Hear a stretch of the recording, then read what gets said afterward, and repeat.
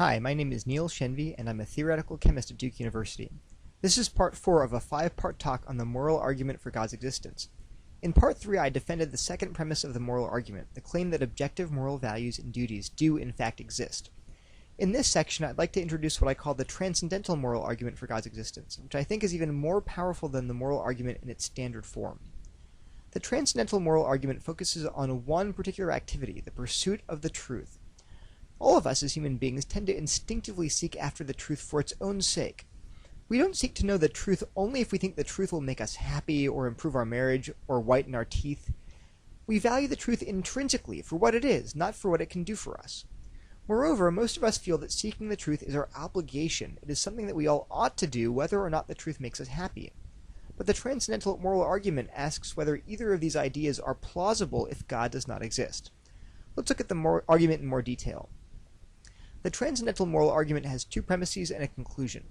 The first premise is that if a truth-loving God does not exist, then seeking the truth is neither intrinsically good nor morally obligatory. The second premise is that truth-seeking is, in fact, intrinsically good and morally obligatory. But if both premises are true, then it follows logically that a truth-loving God must exist. So how do we defend these two premises? First, let's look at the premise that a truth-loving God is needed to explain the intrinsic value and obligatory nature of truth-seeking. Why do I say that? First, it's extremely hard to imagine any naturalistic theory of morality that can regard truth as intrinsically rather than instrumentally valuable. What do I mean by those phrases? Well, something is instrumentally valuable if it is good only insofar as it leads to some other ultimate good. On the other hand, something is intrinsically valuable if it is good simply for what it is in itself, not for what it can produce. For example, if human flourishing is the ultimate good, as it is for most naturalistic theories of morality, then truth is only good insofar as it leads to human flourishing. In fact, truth is not good if it does not produce human flourishing. Let me quote my friend Vlad Chittuk, an atheist blogger who writes for the Huffington Post at some length. Here's what he says on one of his blog posts.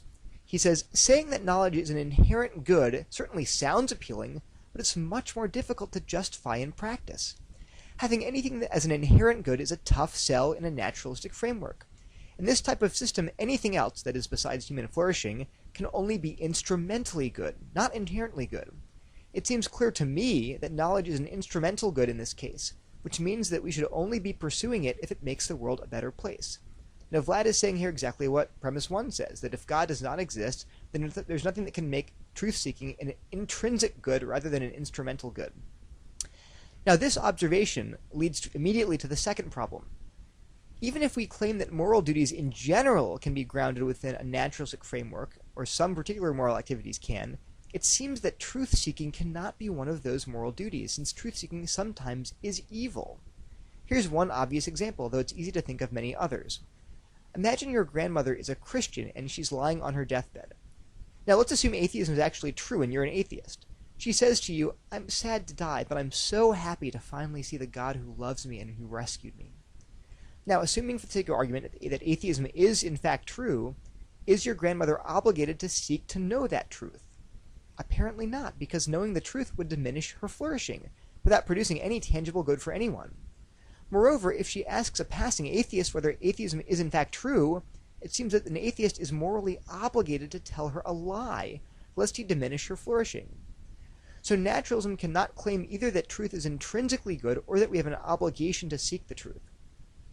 But can Christianity ground the intrinsic goodness and obligatory character of truth-seeking? Yes. Here on the screen I've put up just a few Bible verses in which God emphatically declares that he loves the truth and commands us to seek it. In fact, Jesus himself declared, "I am the way, the truth, and the life, and you shall know the truth, and it shall set you free." So if Christianity is true, then clearly we can affirm the intrinsic goodness and obligatory nature of truth-seeking. So it seems that premise 1 is true. If a truth-loving God, such as the biblical God, does not exist, then truth-seeking is neither intrinsically good nor morally obligatory.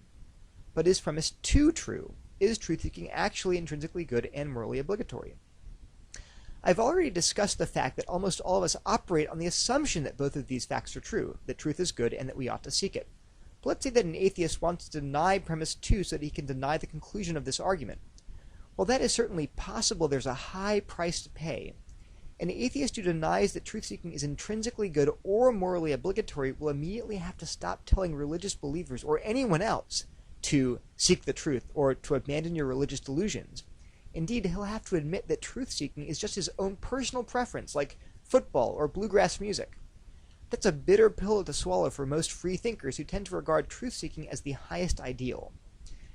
Therefore, we arrive at an interesting paradox. An atheist who really has no basis for saying to the Christian, you ought to abandon Christianity and seek the truth. As a Christian, I could answer, why?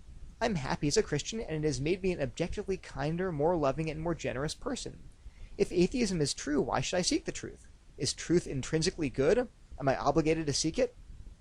On the other hand, as a Christian, I can tell all people to seek the truth because God loves the truth and because it is our duty to seek it.